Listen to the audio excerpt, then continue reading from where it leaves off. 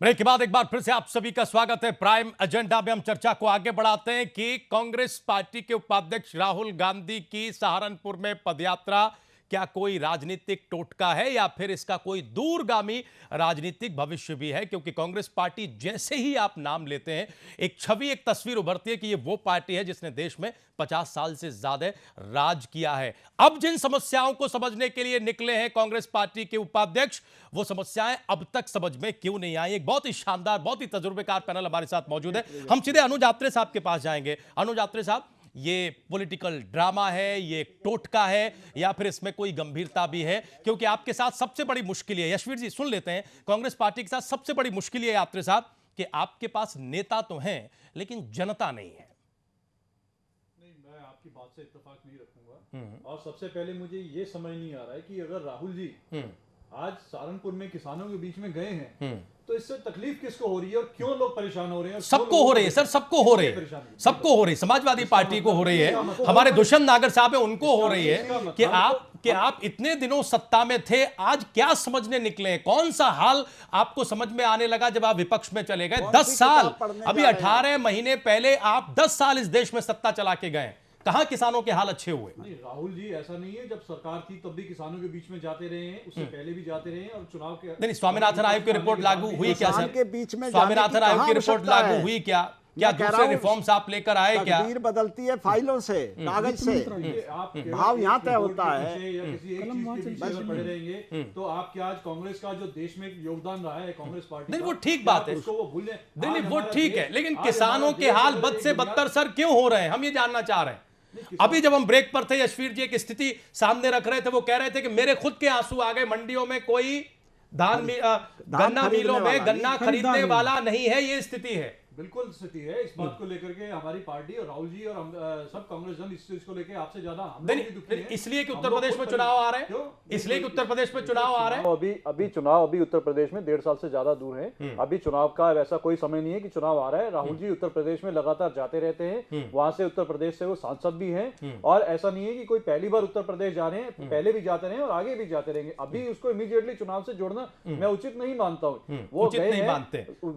जवाब दे दीजिए, लोगों अगर जवाब दे दीजिए, उनका कार्यक्रम लिया, वो आए, अच्छी बात है, राजनीतिक दल है, सबसे ज्यादा वक्त तक शासन किया है, जाए। लेकिन हमारा मूल सवाल यह आत्रे साहब, ऐसी कौन सी चीज है जो अब दिखाई दे रही है और वो 50 साल और 10 साल तो अभी जो 18 महीने पहले के हैं उसमें दिखाई नहीं दी? ये जो दुर्दशा है, अगर हम भारतीय जनता पार्टी, इसकी सरकार चल रही है, अभी दुष्यंत नागर कह रहे थे कि कहने के लिए एनडीए है, बीजेपी इस देश में सरकार चला रही है, 18 महीने से पहले आप थे, क्या किया आपने? क्यों किसानों की इतनी दुर्दशा है जिसके लिए अब आप आंसू बहाने को मजबूर हैं और उनके पास जाने को मजबूर हैं? कहां 18 महीने पहले आपने जन्नत बिखरा दी थी किसानों के लिए? मेरी बात का जो आपने सवाल मुझसे किया, दुष्यंत नागर जी ने उसका जवाब आपको पहले ही दे दिया अपनी बातों में, जिनको आप बातों का अभी यहाँ कोट कर रहे हैं।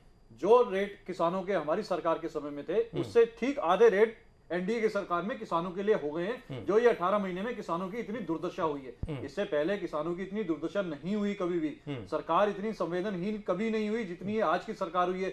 ये एक कॉर्पोरेट घराने की सरकार इस समय देश में राज कर रही है, जो चुनिंदा कॉर्पोरेट्स के लिए काम कर रही है और किसानों से उनको कहीं कोई लेना देना नहीं है। हमारे प्रधानमंत्री जी विदेशों में जाकर के अपना केवल अपना गुणगान करने में और अपना बखान करने में लगे हुए। उनको देश के किसानों से, देश की गरीब जनता से, देश के आम आदमी से, देश के व्यापारियों से कोई सरोकार नहीं रहा। कुछ एक चुनिंदा कॉर्पोरेट घराने जिन्होंने चुनाव में उनकी मदद की, या आज वो एफडीआई लाने में लगे हुए, या अपने सिर्फ एक अपनी छवि चमकाने में लगे हुए।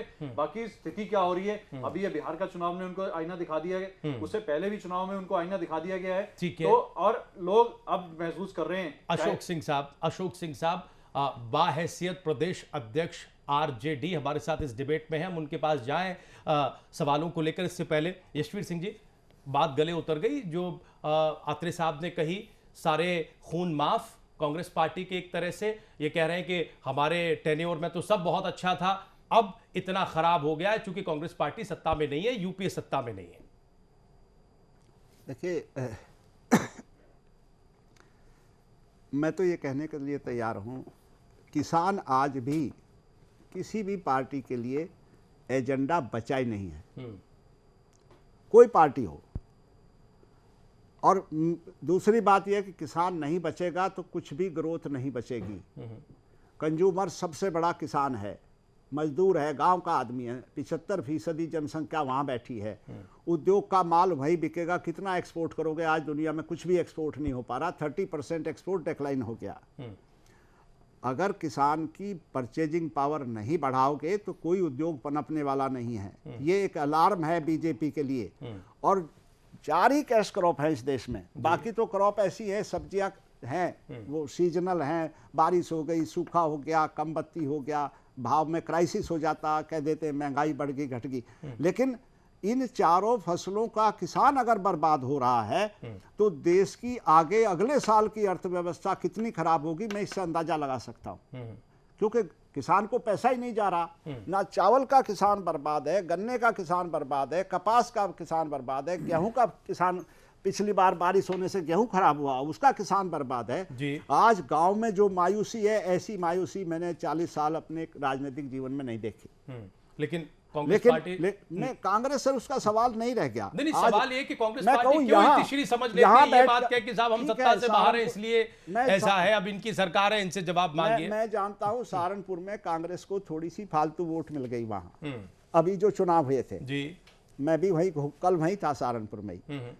तो उनको लगा कि शायद वो एक व्यक्ति की वजह से मिली, वो कांग्रेस पार्टी की नहीं मानता। ठीक है, तो वो समझ रहे कि शायद कांग्रेस रिवाइव हो रही, शायद यहाँ से कोई अंकुर फूट जाए, हाँ, शायद यहाँ से कुछ भीड़ बढ़ जाए, हम जिला कुछ वोटों का टुकड़ा उठा ले जाए। हम जरा अब सिंह साहब को पूरे चर्चा में ले पश्चिम आते हैं। उत्तर काफी देर प्रदेश से में कहीं कांग्रेस का खाता नहीं खुला। सिंह साहब काफी केवल देर वहाँ से थोड़ी पूरी सी चर्चा फालतू सुन वोट रहे मिल हैं। गई। ठीक है सिंह साहब, आप अभी बिहार में कामयाबी मिली है, सरकार का गठन हुआ है, शपथ ग्रहण भी हो गया, बहुत बधाई आपको, बधाइयों का तांता वैसे भी लगा है, बड़ी खुशियां हैं।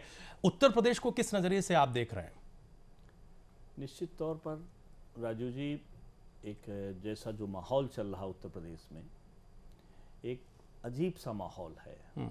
बिहार के चुनाव के बाद तमाम राजनीतिक उथापथल, कोई अलग अलग बातें, कहीं पर जैसे राहुल जी गए तो कोई गुनाह नहीं किया, राहुल जी गए किसानों के बीच में, किसानों की समस्याओं को लेकर गए। हमारे उत्तर प्रदेश के मुख्यमंत्री भी किसानों को लेकर तमाम समस्याओं का निराकरण कर रहे हैं। लेकिन बहस इतनी ज्यादा चालू हो गई है, शुरू हो गई है कि ये सब क्यों हो रहा है। कहीं ये राजनीतिक उठापटक तो नहीं है, कहीं ये राजनीतिक विचारधारा तो नहीं है, क्योंकि जो बिहार का चुनाव हुआ वो किसी एक पार्टी का चुनाव नहीं हुआ था, वो एक महागठबंधन का चुनाव हुआ। एक उन ताकतों, भारतीय जनता पार्टी के खिलाफ एक माहौल बना और उस माहौल बनाने का काम आदरणीय मुलायम सिंह जी ने किया था। लेकिन पता नहीं दुर्भाग्य था क्या था, वो बीच में अलग हो गए।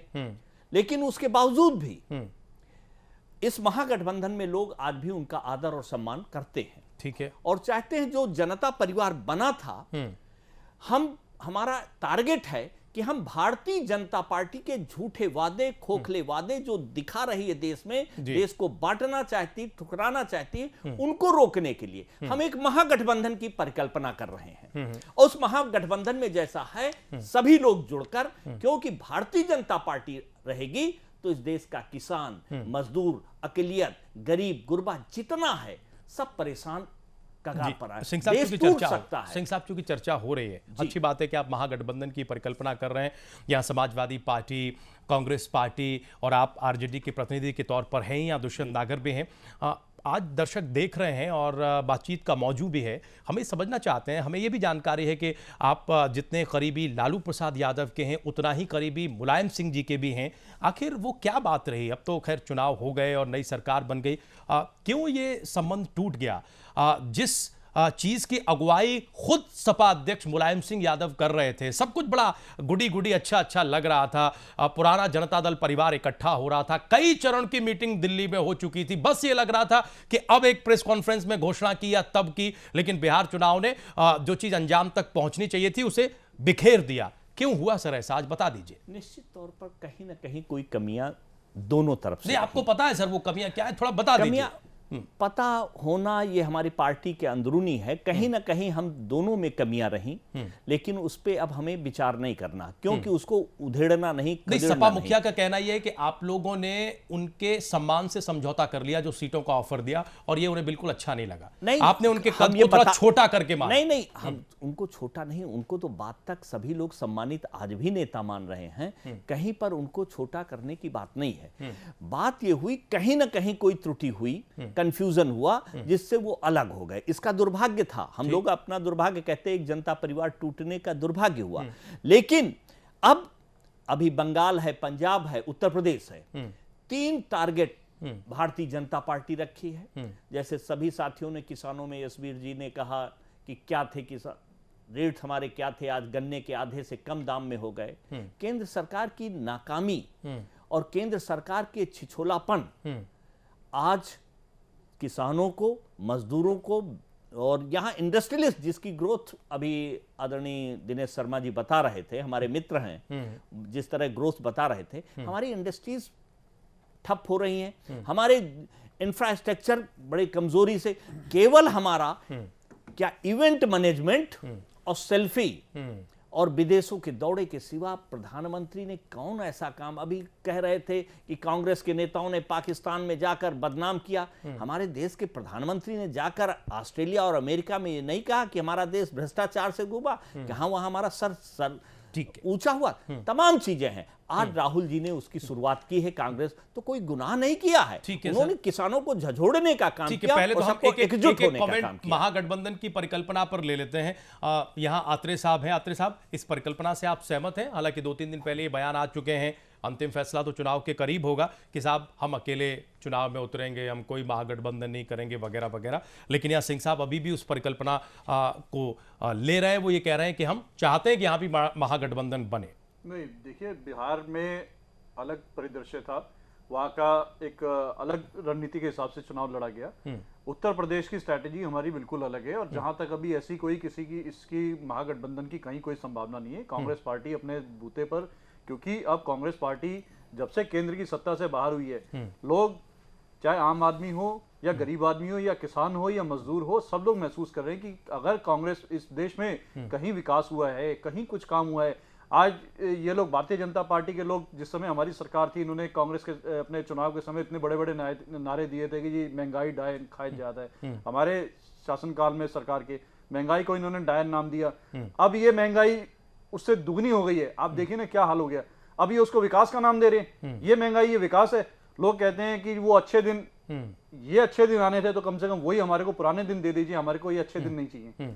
आज लेकिन एक कमेंट आज आजम खान साहब ने भी किया है। उन्होंने कहा है कि राहुल गांधी मॉर्निंग वॉक पर आए थे, जहाजों में और विदेशों में घूमने वाले कभी कभी जब इस तरह से जमीन पर उतरते हैं तो ये सेहत के लिए अच्छा होता है। देखिए, आजम खान साहब कब क्या बोल दें, कब क्या बोलते हैं, ये सर्वविदित है। उसको लेकर के उनकी पार्टी ही आए दिन परेशान रहती है, वो कब क्या बोल देते हैं ये सबको पता है। कि कोई राहुल जी वहां पे मॉर्निंग वॉक करने नहीं गए थे, अगर 7 किलोमीटर वहां किसानों के बीच में धूल में घूमने गए थे। आजम खान साहब बता दे वो किस इतनी मॉर्निंग वॉक के लिए कितना गए हैं।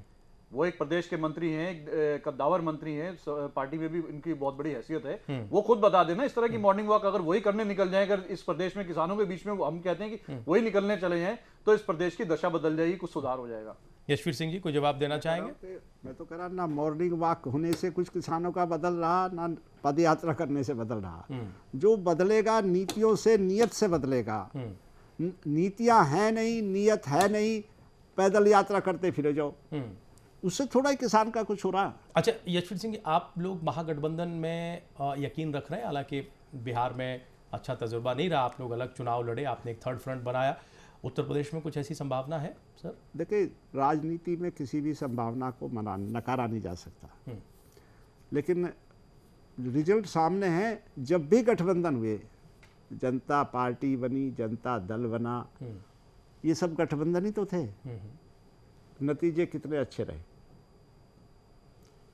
तो इतिहास तो अपने आप गठबंधन का हमेशा सुनहरा रहता है, ऐसी बात नहीं। तो पलड़ा झुक रहा है उस तरफ, हो सकता है। इस संभावना में संभावना, मैं कहा, राजनीति में किसी राजनीति में किसी संभावना को नकारा नहीं जा सकता। उस संभावना को भी नहीं नकारा जा सकता जो बिहार में हुआ, किस तरह से जो अगुआ थे वो सबसे पीछे हो गए। हम दुष्यंत नागर के पास आए और एक बिल्कुल किसान की आवाज सुने। इससे पहले इमरान मसूद साहब हमारे पास हमारे साथ फोन लाइन पर मौजूद है। मसूद साहब कांग्रेस पार्टी के नेता, हमारी आवाज मिल रही है मसूद साहब आपको? मसूद साहब आप सुन पा रहे हैं सर? संपर्क टूट गया, हम दोबारा संपर्क करने की कोशिश करेंगे। अब ये जानकारी दी गई कि जब दरअसल राहुल गांधी इस पदयात्रा को कर रहे थे तो इमरान मसूद उनके साथ थे। राहुल गांधी ने किन किसानों से बात की, क्या बात की, कौन सी नई बातें सामने आई, समझ में आई, इस पर हम जरा जाएंगे। हम दुष्यंत ये जानना चाहते हैं, कोई सरकार हो, चाहे वो प्रदेश की हो, केंद्र की हो, एनडीए की हो, कांग्रेस पार्टी की हो, किसान हमेशा एक फुटबॉल बना रहता है। जो विपक्ष में होता है वो उस फुटबॉल का सहारा लेकर सत्ता तक पहुंचने की कोशिश करता है। कोई ईमानदारी से सोचना नहीं चाहता, किसानों का भला करना नहीं चाहता। ये रवैया कब खत्म होगा दुष्यंत? नहीं, ऐसा नहीं है। कुछ नेता हैं जो अलग अलग पार्टियों में हैं, जो किसानों के लिए वास्तव में चिंतित रहते हैं। उनमें से मैं एक राहुल गांधी को भी मानता हूं। जिस तरह से उन्होंने भूमि अधिग्रहण बिल के ऊपर आगे बढ़ के किसानों का नेतृत्व किया और उसको किसानों के अनुसार पास कराया संसद से, मैं उसका क्रेडिट उन्हें देना चाहता हूँ। ठीक। लेकिन वहीं कुछ कांग्रेस में ऐसे लोग भी थे जो लगातार अंदर से बिल का विरोध भी कर रहे थे। भारतीय जनता पार्टी में जो वर्तमान में लोकसभा के स्पीकर हैं, ये भूमि अधिग्रहण बिल के वक्त स्टैंडिंग कमेटी की चेयरपर्सन थी। इन्होंने हमने इनके सामने अपना पक्ष रखा, ये बहुत पॉजिटिव थी। उसके बाद में जब सत्ता में आई तो इनके सुर बदल गए। ये उस बिल के समर्थन में और उसको पास कराना चाहती थी जो किसानों के बिल्कुल भी कहीं हित में नहीं था, विरोधी था। तो ऐसा नहीं है, पार्टियों में दोनों जगह एक दो लोग अच्छे हैं, कुछ लोग बुरे हैं, कुछ अवसर आने पर बदल जाते हैं। लेकिन किसानों को तो इन्हीं नेताओं से काम चलाना है। दूसरी चीज ये है, मैं महागठबंधन के ऊपर कहना चाहूंगा, महागठबंधन सत्ता की चाबी हो सकती है, लेकिन देश को आगे ले जाना या किसानों की समस्याओं को निदान करना, वो महागठबंधन जैसे राजनीतिक विकल्पों के बस की नहीं है। देश को एक सुस्थिर सरकार चाहिए। आज भारतीय जनता पार्टी को एब्सोल्यूट मेजोरिटी मिली तो उनकी जवाबदारी भी उनके ऊपर है। 5 वर्ष बाद लोग उनसे जवाब भी लेंगे। जाहिर है। पीछे मनमोहन साहब 10 वर्ष के लिए प्रधानमंत्री थे। अगर उनके पास में एब्सोल्यूट मेजोरिटी होती तो हो सकता है मनमोहन सिंह जी का कार्यकाल की उपलब्धियां कुछ और होती। तो ये एक प्रदेश में महागठबंधन का या किसी भी गठबंधन का मॉडल लागू हो सकता है, उससे फायदा मिल सकता है। देश में ये नहीं चल सकता और ना उत्तर प्रदेश में मुझे इसका भविष्य दिखाई देता है। यानी किसी भी तरह की महागठबंधन की संभावना को उत्तर प्रदेश में आप खारिज कर रहे हैं या इस महागठबंधन से प्रदेश का भविष्य खारिज कर रहे हैं कि वो कोई प्रदेश का भविष्य भी खारिज है। अलग अलग दलों के नेताओं की अलग अलग नीतियां होती हैं, उनके अलग अलग नीतियों के आधार पर फैसले होते हैं, जिसमें कहीं ना कहीं जनता को ही पिसना पड़ता है। ठीक। जो भी नुकसान होता है वो उपभोक्ताओं को और किसानों का ही होता है। इसलिए गठबंधन जैसे विकल्प, अब मैं तो अपनी शुभकामनाएं देता हूं बिहार के गठबंधन को, ठीक है, कि वो अच्छे से चले। लेकिन गठबंधनों का अभी तक दौर अच्छा नहीं रहा। हम चूंकि हमने जिक्र भी किया शुरुआत में, भट्टा परसौल की तस्वीरें प्रदेश की जनता के जिहन में हैं। यशवीर जी, हम आपसे जानना चाहते हैं बहुत ईमानदारी से, सारी पार्टी पॉलिटिक्स साइड में रखे, कि क्या राहुल गांधी कोई करिश्मा कर पाएंगे, ऐसा आपको लगता है? ठीक है, राजनीति संभावनाओं का खेल है, लेकिन ये भी तो है कि आप चावल देखकर बता देते हैं कि वो पका है या नहीं है। सियासत में आप हवा देखकर बता देते हैं, अंदाजा लगा लेते हैं कि नहीं ये होने जा रहा है या नहीं होने जा रहा है। अकेले तो उत्तर प्रदेश में कोई करिश्मा नहीं कर पाएंगे, नहीं कर पाएंगे। देयर इज नो स्पेस, जगह ही नहीं है। अभी बहुत लंबा संघर्ष करना पड़ेगा। खाली एक पद यात्रा से नहीं, 5 साल 10 साल यात्रा करें तो शायद कुछ बचे। नहीं, 20 साल से ये यात्राएं चल रही हैं। नहीं कांग्रेस पार्टी तो लगातार नहीं कर रही, कांग्रेस नहीं कर रही उत्तर प्रदेश में। कांग्रेस पार्टी के, मैं इसमें कुछ कहना चाहूंगा, जो जिला स्तर के लोग हैं और प्रदेश स्तर के लोग हैं, उनको काम करने की जरूरत है। वो लोग काम नहीं कर रहे। वो लोग शायद, मुझे लगता है जैसे अजय जी जैसे लोगों को जाना चाहिए पद यात्राओं के लिए। तो अजय जी, आपको जाना चाहिए, लेकिन आप यहाँ हैं। अनुज जी, सवाल आत्रे साहब आपसे हैं। यहाँ नागर साहब ये कह रहे हैं कि आप जैसे युवाओं को जाना चाहिए। हमने भी शुरुआत में ही सवाल किया था कि आपके पास नेता है, जनता नहीं है, और जनता वो आप जैसे लोगों के तौर पर होगी। निश्चित तौर पे देखिए, कोई भी सुझाव अच्छा मिलेगा हम उसका स्वागत करते हैं। नागर जी ने सुझाव दिया, उसका स्वागत है। और मैं आपकी जानकारी के लिए अपना दुष्यंत जी की भी जानकारी इनको देना चाहूंगा कि जब हमारा शीर्ष नेता जो युवा भी हैं और हमारे शीर्ष उस पे बैठे हैं, वो खुद किसानों के बीच में जा रहे हैं, तो ऐसा शीर्ष नेता को तो लोकसभाओं के लिए, लोकसभा चुनाव के लिए हम सीरियस लेंगे ना। आप प्रदेश का अगर चुनाव होता है तो उत्तर प्रदेश का मुख्यमंत्री उत्तर प्रदेश का नेता होगा। उत्तर प्रदेश के नेता मेरी बात को आप सुन लीजिए, आपके जिले कांग्रेस कमेटी के लोग वो किसानों के बीच में कितना जा रहे हैं, उनका आपके पास कोई रिकॉर्ड है? पिछले कार्यक्रमों की कोई सूची है? उनके हुए धरना प्रदर्शन आंदोलन में क्या संख्या जुटी, उन्होंने क्या जनसंपर्क किया, किसानों के कितने मुद्दे उठाए, वो उसके इस पर बहुत कुछ डिपेंड करेगा या ये होना चाहिए? ध्यान होना चाहिए। अत्रे साहब, नहीं, बिल्कुल होना चाहिए, बिल्कुल होता भी है। ये इस चीज़ का प्रक्रिया है, उसके लिए संगठन है, हमारा प्रदेश संगठन है, जिला लेवल पे भी होती है, उनके ऊपर भी ऑब्जर्वर भी होते हैं। कहीं किसी जिले में अगर इस तरह की बात आई है जैसा कि बताया, तो निश्चित तौर पे ये एक अच्छी उन्होंने हमको किसी बोला है। जिले की बात नहीं है, पूरे देश की बात है। नहीं, पूरे और देश कम से में कम ऐसे उत्तर नहीं प्रदेश किया में तो है ही। उत्तर प्रदेश में ऐसा नहीं है कि हमारा कार्यकर्ता नहीं लगे हुए, हमारे नेता लोग नहीं मेहनत कर रहे। वो ठीक है, अभी हम लोग जनता का जो है समर्थन, अभी हमारे को एक वर्ग का भी समर्थन या एक बहुवर्ग का समर्थन इस समय में वोटों के रूप में नहीं मिल पा रहा पिछले कुछ चुनाव से। पर ऐसा नहीं है कि हमारा को जो है वहां पे हमारा संगठन नहीं है या लोग हमारे मेहनत नहीं करते हैं। अभी आपको चुनाव आने दीजिए, अब राहुल जी इसमें लग गए हैं और अभी उनका पूरा फोकस आने वाले समय में यूपी राहुल के जी, चुनाव में आप होगा। राहुल जी जब के सहारे, लगेंगे गांधी तो परिवार के सहारे ही सब कुछ सत्ता पाना चाहते गांधी हैं। परिवार के सारे के यहाँ परिवार का मतलब अनुज नहीं है, जी, राहुल जी हमारे ठीक पार्टी है, के आत्रे शीर्ष जी, नेता हैं। शुभकामनाएं हैं दुष्यंत जी, शुभकामनाएं हैं आत्रे साहब के लिए। अच्छी बात है, राजनीति संघर्ष का रास्ता है, संघर्ष करें, आगे बढ़े। हम जरा सिंह साहब से एक लास्ट कमेंट जरूर जानना चाहते हैं। सिंह साहब, महागठबंधन थोड़ा दूर की कौड़ी है, अच्छी बात है कि आप उसकी परिकल्पना कर रहे हैं, एक सफल प्रयोग आपने बिहार की प्रयोगशाला में किया है, लेकिन इसके इतर हम जरा उत्तर प्रदेश की राजनीतिक जमीन को आपके नजरिए से जानना समझना चाहते हैं कि उत्तर प्रदेश में जो राजनीतिक दल हैं, जो सत्ताधारी समाजवादी पार्टी है, भारतीय जनता पार्टी है, आरएलडी है, दूसरे राजनीतिक दल हैं, बीएसपी है, कैसे इसे देख रहे हैं? कहां और कितने पानी में ये खड़े हैं? क्योंकि आप लोगों की दावेदारी उतनी मजबूत है नहीं, निश्चित तौर पर आपकी बात सही है राजू जी। आज की राजनीति जो जैसा माहौल हो रहा है, इस राजनीतिक माहौल में हम लोग अर्थव्यवस्था की तरफ बहुत तेजी से जा रहे हैं। सारे राजनीतिक दलों के कार्यकर्ताओं, जैसे अभी बात चल रही थी कि जिले के कार्यकर्ता नहीं जा रहे हैं, एक इवेंट जैसा कार्यक्रम हो रहा। हमें कोई हमारा बड़ा नेता आ रहा तो एक दिन का इवेंट कर दिया, 2 दिन का इवेंट कर दिया, उसके बाद राजनीतिक शून्यता हो रही है सभी राजनीतिक दलों में। चाहे समाजवादी पार्टी हो, बड़े नेता बड़े बड़े प्रोग्राम्स दे रहे हैं, लेकिन ग्रामीण स्तर तक उन प्रोग्राम्स को इंप्लीमेंट नहीं हो पा रहा, उन तक पहुंच नहीं हो पा रही। कहीं ना कहीं लॉ एंड ऑर्डर की प्रॉब्लम हो जा रही। इसी तरह सारी राजनीतिक दलों में इस पे एक सोच बनाना चाहिए हम लोगों को। ये बहस अगर राजनीतिक पहलू पे, जब चुनाव हो, चुनाव में हम अलग अलग दलों से, अलग अलग पार्टियों से अपने बिंदुओं को रखें, लेकिन जब प्रदेश और देश का सवाल हो तो एकजुटता, एक विचारधारा के लोगों को एकजुट होकर किसी सिद्धांतों के साथ एक मुश्त खड़े होना जरूरी है। हम बिहार के चुनाव की इसलिए बात कर रहे हैं कि वहां कोई दल, राजनीतिक दल चुनाव नहीं लड़ रहे थे। वहां ये नहीं लग रहा था कि राष्ट्रीय जनता दल लड़ रही है, जनता दल यूनाइटेड लड़ रही, कांग्रेस लड़ रही। कहीं पर भी मीटिंग होती थी, महागठबंधन जिंदाबाद, इस तरह की एक भावना पैदा हुई थी जो जनता के बीच से माहौल खड़ा हुआ था। तो वही परिकल्पना हम जनता के बीच के माहौल उत्तर प्रदेश में खड़ा करना चाहते हैं, नहीं तो इसके बड़े दूरगामी दुष्परिणाम होंगे। ठीक है, और इसको सोचना चाहिए। सर, मैं इसमें अशोक जी से ये पूछना चाहता हूँ, आप महागठबंधन की परिकल्पना कर रहे हैं, आपका स्वागत है। क्या आपका और जेडीयू का उत्तर प्रदेश में कोई जनाधार है? नहीं क्या आप मेरी बात पूरी सुन लीजिए। जो समाजवादी पार्टी, बसपा, कांग्रेस, भाजपा, जो लीडिंग पार्टियां हैं, जो 1, 2, 3, 4 नंबर की पार्टियां हैं, उनमें किसी 2 या 3 पार्टियों के बीच में समन्वय है? नहीं है।